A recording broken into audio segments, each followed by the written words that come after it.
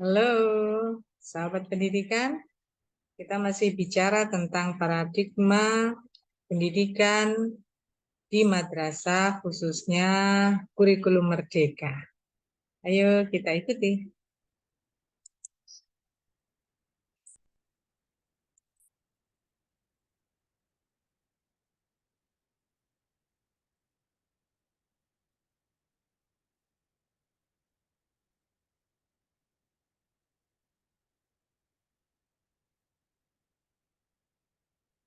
Assalamualaikum warahmatullahi wabarakatuh.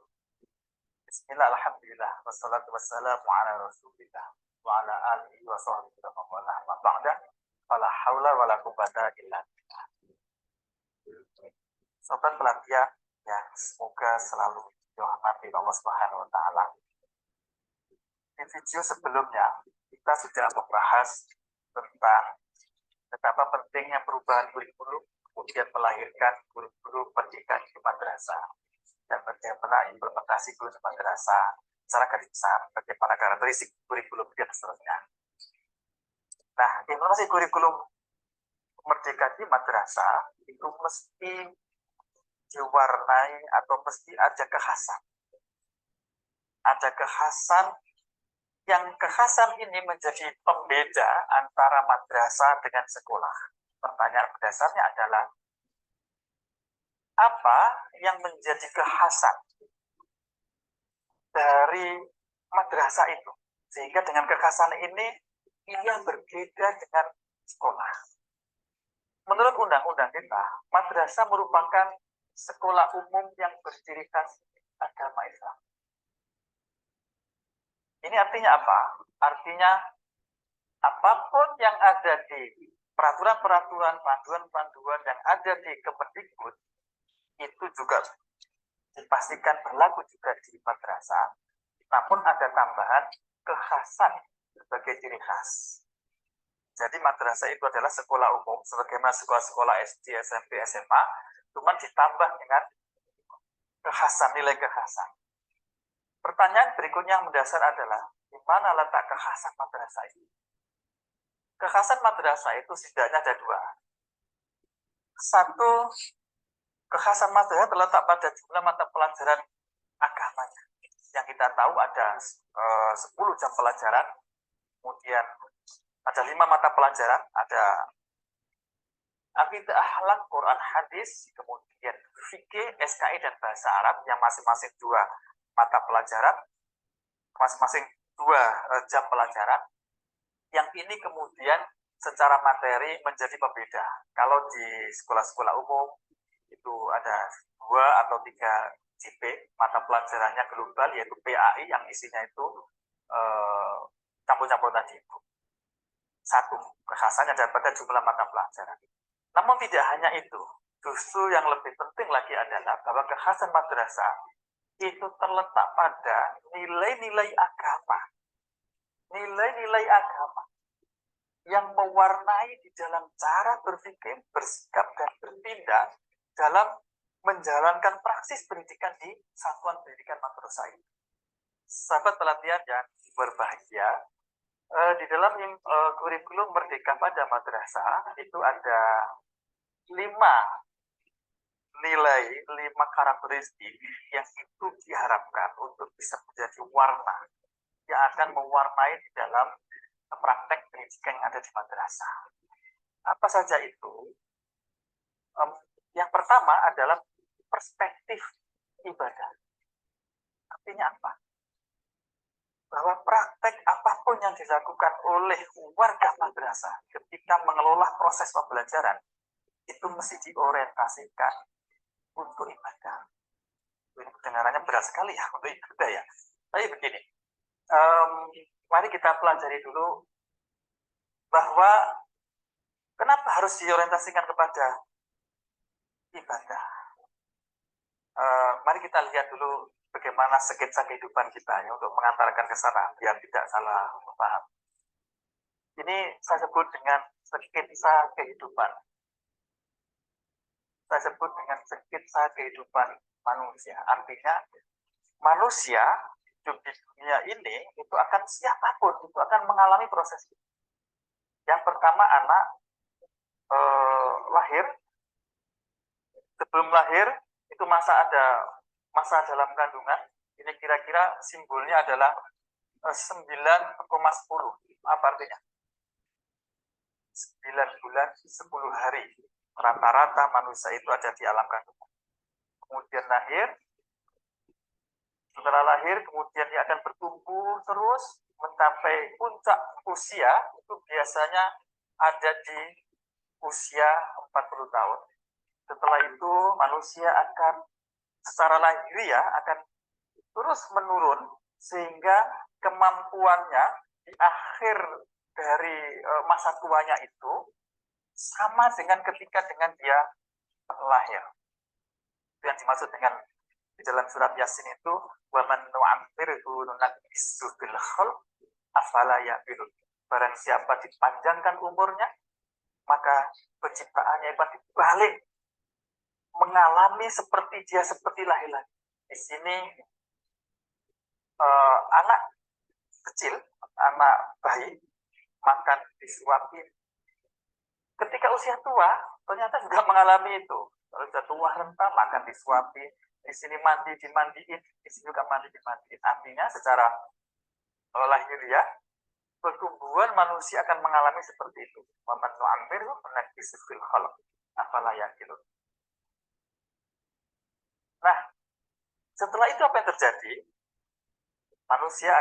Orang itu akan meninggal dunia. Ya, kira-kira kalau kita umat kanjeng Nabi Muhammad itu rata-rata ya 63 tahun, bisa kurang atau bisa lebih. Kemudian masuk alam kubur. Sampai kapan dia ada di alam kubur? Sampai datanya hari kiamat, yang kemudian disebut dengan Yaumul Ba'ats, bangkitkan untuk menuju ke alam akhirat. Berapa lama kehidupan di akhirat? Di sini ada simbol tidak terhingga. La liha yata laha. Tidak ada batasnya berapa lama ia hidup di akhirat itu. Ini kalau diteruskan terus akan tidak ada batasnya.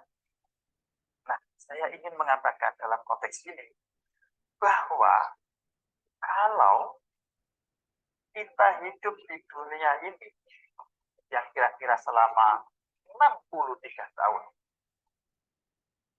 di dunia, ini kemudian kita jalani hidup hari demi hari.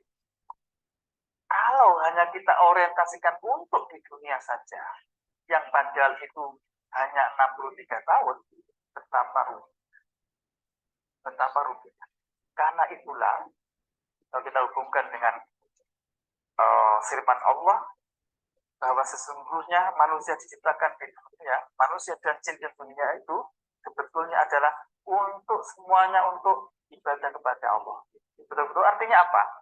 Apapun yang dilakukan di dunia ini diorientasikan juga untuk kehidupan yang kedua, yaitu kehidupan akhirat. Ketika apapun yang kita lakukan di dunia ini kemudian kita orientasikan untuk kebahagiaan di akhirat sana, maka apa yang kita lakukan itu sebetulnya mengandung unsur ibadah. Yang konsekuensinya tidak hanya kita nikmati di dunia saja, tapi kelak nanti di akhirat. Disinilah yang saya maksud dengan bahwa nilai-nilai ibadah itu mesti mewarnai di dalam praktek pendidikan yang ada di madrasah, sehingga tidak hanya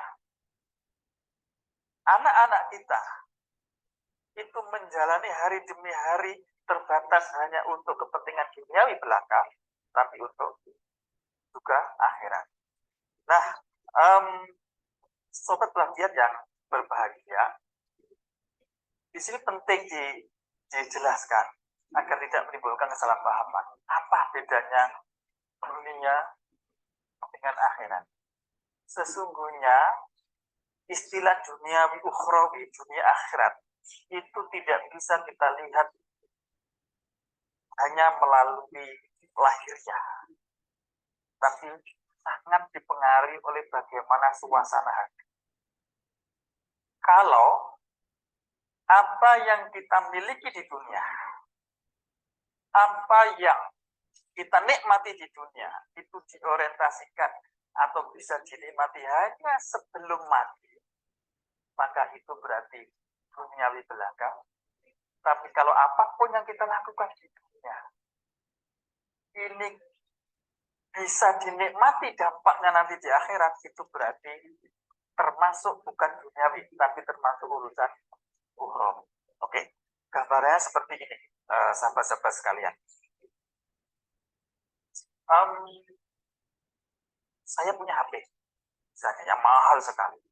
Pertanyaannya, HP saya ini duniawi apa ukhrawi ya? HP saya duniawi apa ukhrawi? Jawabnya tergantung hati saya. Kalau kepemilikan HP saya ini saya niatkan untuk melancarkan aktivitas saya kepentingan akhirat, berarti kepemilikan HP saya tadi ada termasuk akhirat, bukan barang duniawi. Oke, saya ceramah di depan para hadirin. Pertanyaan saya ceramah agama di depan hadirin duniawi apa ukhrawi? Jawabnya tergantung suasana hati saya. Kalau yang mendorong saya berceramah ini adalah kepentingan yang itu hanya saya bisa nikmati di dunia saja, maka itu murni urusan duniawi yang tidak punya dampak sama sekali nanti di akhirat. Saya mengajar ceramah tadi, kalau yang mendorong itu adalah karena saya ingin mendapatkan pahala dari Allah, ingin meminterkan, ingin menjadikan orang paham tentang agama agar menjadi baik semuanya, berarti apa yang saya lakukan ceramah mengajar tadi itu adalah bukan urusan duniawi, tapi urusan ukhrawi akhirat, dan itu namanya ibadah. Nah, apa hubungannya dengan dunia pendidikan?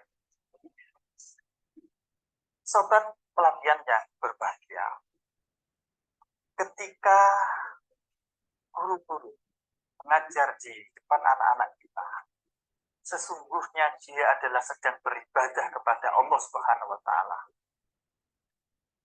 Ibadahnya guru itu ya dengan cara mengajar tadi.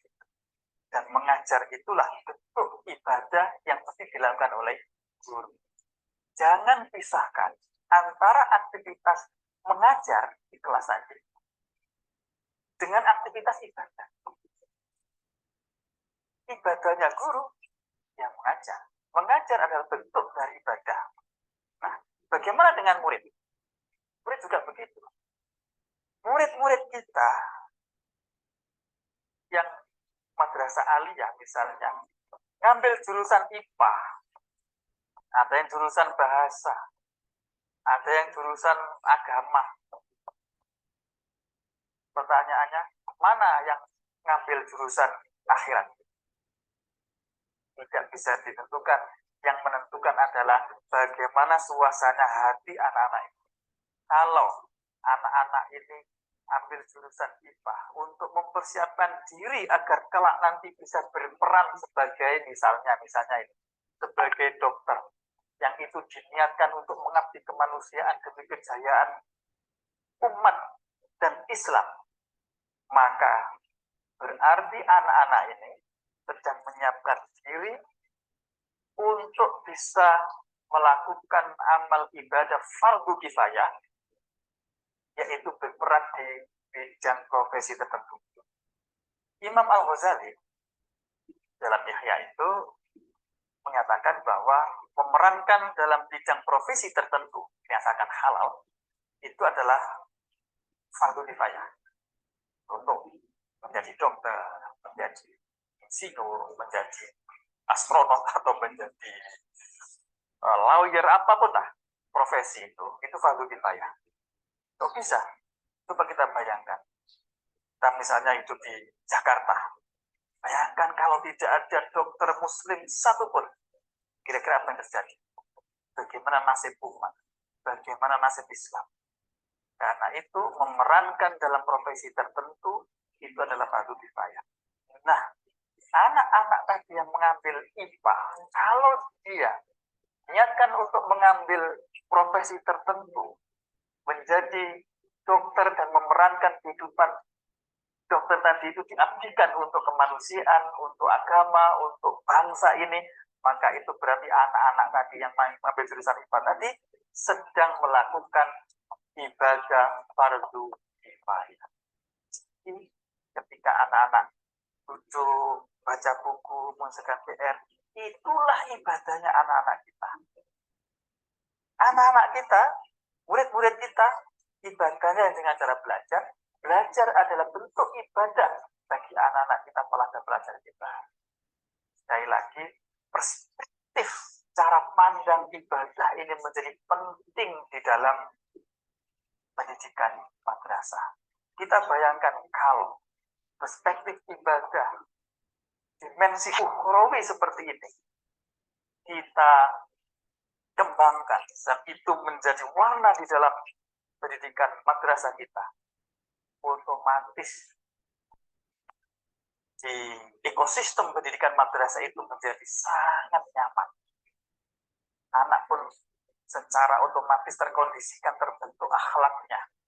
Coba kita bayangkan misalnya ketika anak-anak itu ulangan atau ujian, kalau dia punya keyakinan bahwa ujian yang sedang dia lakukan itu adalah ibadah, maka dia pun kalau mau curang, mau ngerepek, mau nyontek, dia akan pikir-pikir, ibadah kok curang, ibadah kok bohongin, dan sebagainya. Maka disitulah pembentukan akhlak itu akan dengan otomatis akan muncul.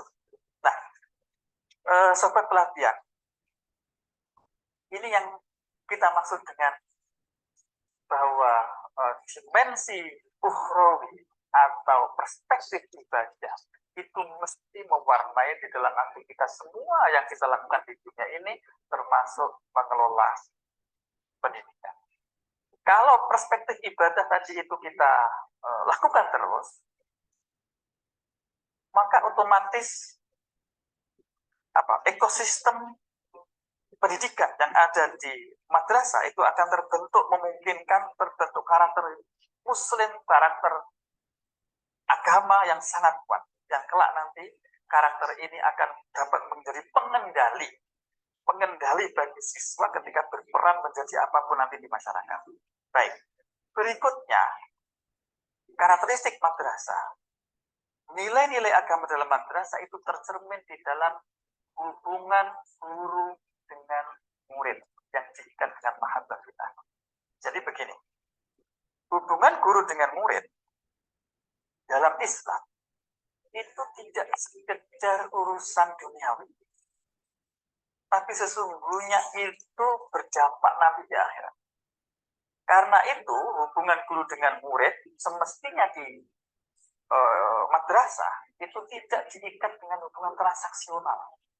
Dia bayar berapa, layanannya gimana, tidak seperti itu. Tapi mesti yang dipikirkan adalah bahwa hubungan guru dengan murid itu diikat dengan mahabbah fillah, rasa kasih sayang. Apa maksudnya? Guru ketika ketemu, berkumpul dengan murid dalam satu kelas misalnya, guru itu dalam posisi membutuhkan kepada murid untuk mengamalkan ilmunya. Murid ketemu dengan guru, membutuhkan guru dalam rangka untuk meningkatkan kapasitas dirinya jadi orang yang ngerti, sehingga guru membutuhkan murid, murid membutuhkan guru. Ikatan seperti ini yang kalau itu diniatkan untuk sama-sama menjadi orang baik, sama-sama untuk mencari ridho Allah, sama-sama jauh ibadah, maka ikatan seperti ini kemudian disebut dengan mahabbah fillah. Yang hubungan mahabbah fillah ini nanti akan kelak punya pengaruh nanti kelak kehidupan ini akhirat. Nah, sobat pelatihan yang berbahagia, pada akhirnya semua karakteristik nilai-nilai yang menjadi ciri khas madrasah yang akan membedakan antara proses pembelajaran dan pendidikan di madrasah dengan sekolah dan atau dengan lembaga lain tadi itu, mari sama-sama kita implementasikan dalam mewarnai proses pendidikan yang ada di madrasah. Apapun semoga bermanfaat dan berkah. Semua hal dimudahkan urusan oleh Allah Subhanahu wa taala. Karena ini memang tidak mudah. Akhirul kalam. Wabillahi taufiq wal hidayah wa ridwan inayah. Wallahu muwaffiq ila aqwamit thoriq. Wassalamualaikum warahmatullahi wabarakatuh.